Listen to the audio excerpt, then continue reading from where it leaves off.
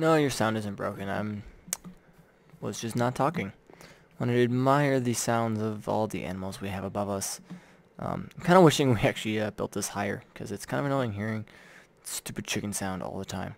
But anyway, this is Synapse, and we are playing more Feed the Beast multiplayer. Today we are going to be doing lots of building, lots of creating, I guess. We're going to make lots of items, go into kind of production mode. I've been lax, to say the least, on the last few episodes, like the last 2 or 3. Haven't really been pushing to upgrade all my stuff, but that is going to change. I'm going to fill in the rest of this, although this will be just temporary. I'm going to use it for now until I've completely built the ark, and then move everything underground from there. Oh, shut up, Avast. I don't care. Anyway, so I'm going to go into montage mode of making things, machines, items, mining lasers, tools, etc., etc., etc. Montage mode, activate! Ender pouch, ender chest, different ender chest, electronic circuit, advanced circuit, mining laser, redstone lamps. That's not all of them. Oh, auto catching tables, man. Screw up my montage. Singularity compressor. Industrial centrifuges. More rotary macerators. Induction furnace. Mining laser gun. Explosive laser gun.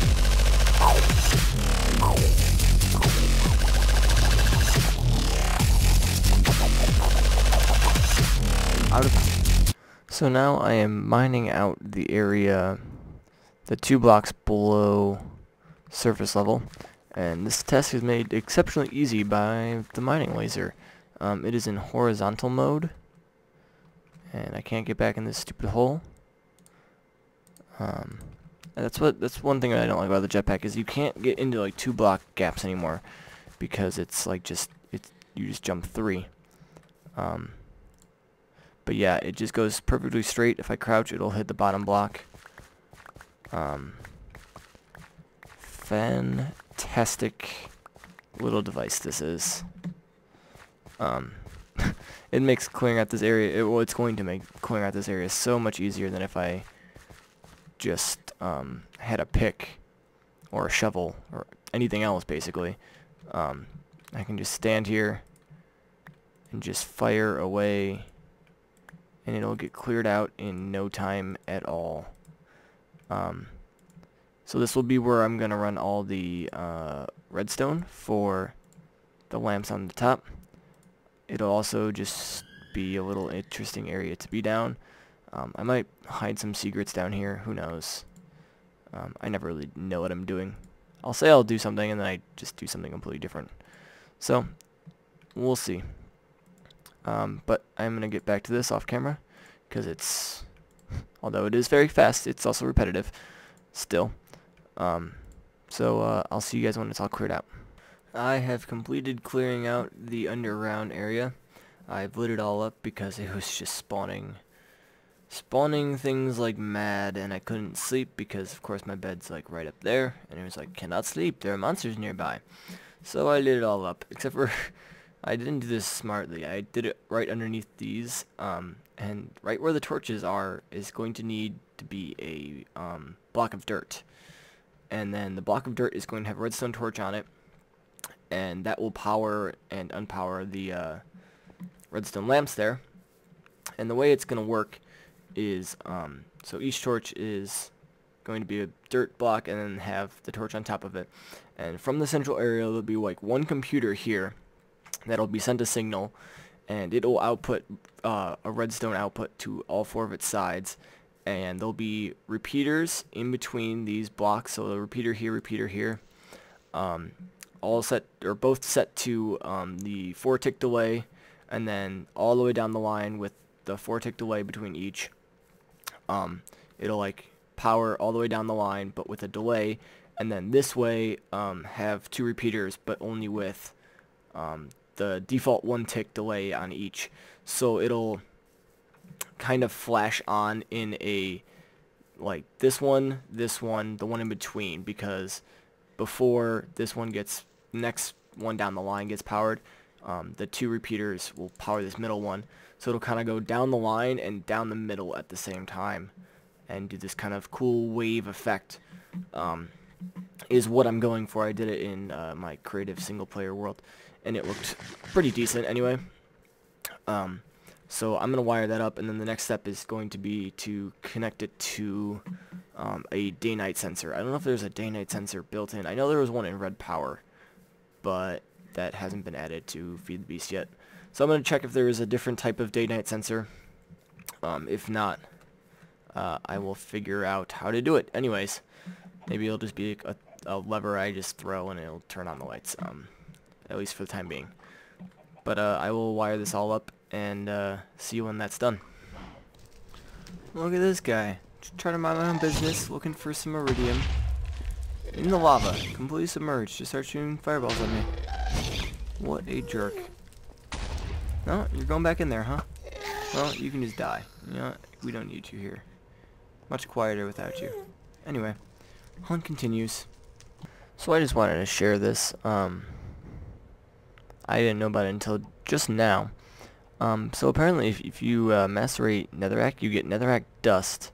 And if you take 64 of that netherrack dust and you put it into your industrial centrifuge, you'll get 4 redstone, 16 sulfur, 4 coal dust, and 4 gold nuggets, which I think is a great way to get random stuff out of what is normally useless, because no one really uses netherrack for anything.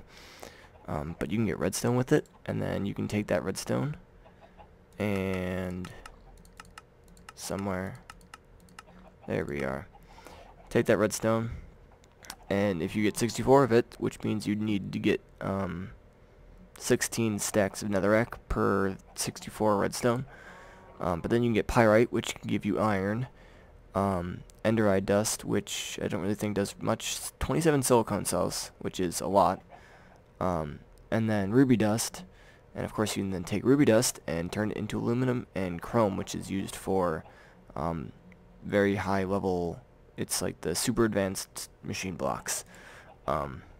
So I think that's pretty cool. I just want to record and show that. Probably once I get everything set up how it should be and I'm super teched up, so to say, I'm going to have an entire array of macerators and centrifuges and just have a chest I can dump netherrack into, and it will do it all for me and just turn it straight into chrome and aluminum and whatever else I needed there, or whatever else I got there. But yeah. Okay, so a bit of change of plans for the rest of this episode.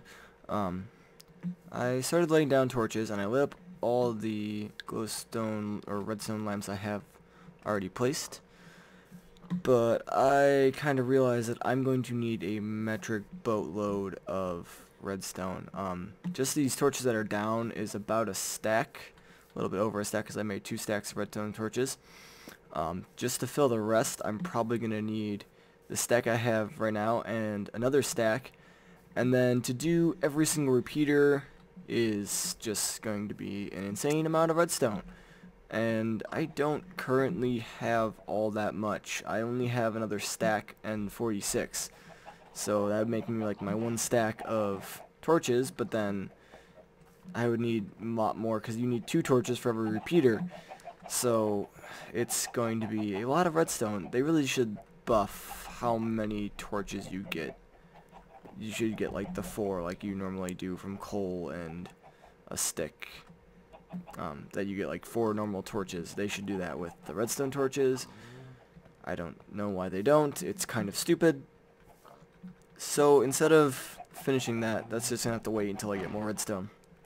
I'm gonna start laying out the base groundwork for the points of the actual main structure of the arc. Make sure I had enough jetpack so I wouldn't just die. But yeah, so it's probably gonna be a massive, like basically a spike out in each of the 4 directions, and then slightly smaller ones in the diagonals. So I'm just gonna kind of go by reference pictures and look at how big I built this, and then judge it off of there. It's probably gonna take up at least this entire savanna area. It's probably gonna go into there, in maybe over there, definitely like onto that river. So I'm gonna lay out the outlines anyway in just one layer of cobblestone, at least on one point, and then get back to you to show you the scale of this thing. Guys, yeah, I might have tried to overstep my abilities here. So this would be the end of 1 point. 1 point. You can't even see the actual base hub of the arc because it is 200 blocks away. To the scale I'm doing it, the center is 51, and then it's actually like 4.5 of that distance away from the outside edge would be the end tip of the longer sides, which is way the heck back there. So I don't think that's gonna happen. It'd be so stupidly huge that there wouldn't be a point to it.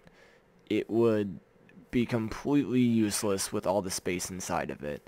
I would never be able to do anything that would even amount to filling it up. If it was that far in that direction, and that direction, and that direction, and that direction, and then like half of that, so 100 blocks for the diagonals, it would be a stupid amount of space.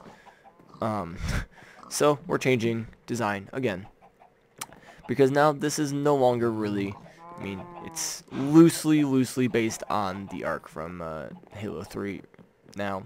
I guess it's not really just Halo 3. All Halos, the Halo universe that you see in Halo 3. So now it is going to be loosely based, and I'm just going to do whatever the fuck I want with it, because I don't have the patience to do a 200 block away each way and fill that in and do everything that would be necessary for that. I could potentially get all the resources. It wouldn't be that difficult, especially with automatic cobble generators in this game. I mean, you can just let it sit there and just pump away, and I can just put it into tons of chests and then just have it teleport to me every time. But is it worth it? I don't think so, and I'm the one playing the game, so that's my decision. We're not going to do the massive, huge arc. Sorry to disappoint if anyone was really trying to see that. Instead, we're going to do a slightly scaled down arc, to what I was actually more thinking of the size being. So it's probably going to about to go to the river. I'm going to see how big that is from the walls, and then just kind of duplicate it on each side, and then do smaller, like in here area to the edge of that lake for the diagonals. And that, I think, should be a good size that I can manage, that I can actually do something with, and that won't drain the rest of my life away. Because, you know, I'd like to eventually do other things. So I'm going to now mark out that spot and build the outline from there, instead of from the 200 meters away thing. So once I do that, I'll be back. So I have picked this as the outline, not the stupid fat one on the outside. The thinner inside one is going to be the shape, and then it kind of points up, and it's going to come back around and do the same thing on each side, and do the little U shape at the points, and go back in, and then I'll worry about the diagonals after I finish those. So I'm going to finish the first outline of the one side, and then I guess just copy it on all the other sides. Not going to be that interesting to watch. It's going to be really just repetitive of placing cobblestone, going to this thing. Because now that I made it on this one path, I base everything else off of it. So I have to like count the blocks and be like, okay, I need to go 3 down, then 1 over, 3 down, then 1 over, 2 down, then 1 over, 4 down, then 1 over, etc., etc. And this is the diagonal point right here. So that block right there is the diagonal point, so I can then mirror it off of that, and do it like that. So I think I'm gonna call it an episode here. We've done a fair amount, including build a lot of stuff at the beginning, and basically just decide what we were actually going to be doing with this monstrosity of a project, realizing that we were in way over our head, and then scaling it down, like most projects kind of work. But I think it's a good thing that I scaled it down, because if I had done it to scale, quote unquote, it would have taken forever.